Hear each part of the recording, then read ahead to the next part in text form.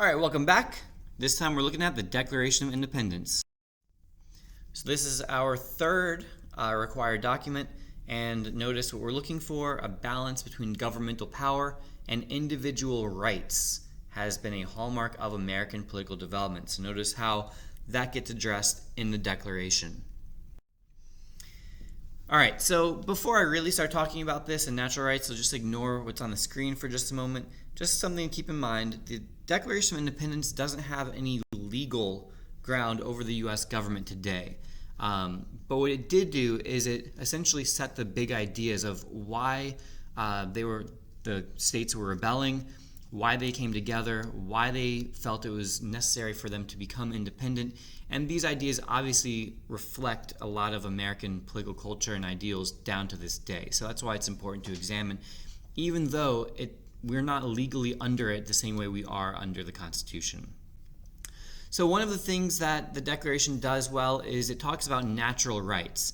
Now, Jefferson doesn't use that term as he writes, but this obviously very, very famous phrase here: "We hold these truths to be self-evident, that all men are created equal, that they are endowed by their Creator with certain unalienable rights, that among these are life, liberty, and the pursuit of happiness."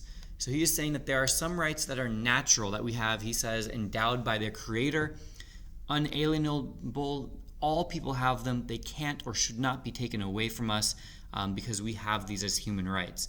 Now, obviously, we're going to talk later about the all men are created equal part, and when we get to civil rights and civil liberties, because obviously this country failed to abide by those words. But again, at this point, we're just looking at the words themselves and the ideals they create, not necessarily how well we have held up to them. But we will, I promise. All right, so then another theme here is going to be popular sovereignty, or that of the social contract. So again, you see the influence of the philosophers there, the Enlightenment philosophers. So he says that to secure these rights, governments are instituted among men.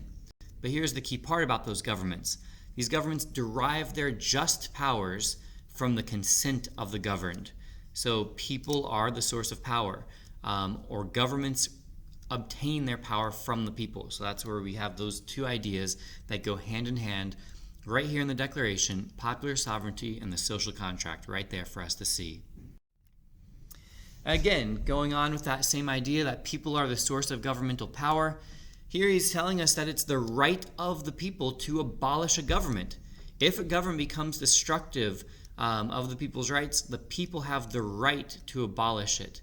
And they can then create a new government on principles and powers that seem most likely to affect their safety and happiness. So what he's saying here, again, because people are the source of power, they have the right to create and to destroy a government. So obviously that's what's happening in this declaration, right? They are throwing the chains of the British government off of them, and they are setting up a new government, a government of themselves. All right, remember, subscribe if you haven't already. Hit that like button for me if this is going to help you at all about the Declaration of Independence. This has been a LaMoney production.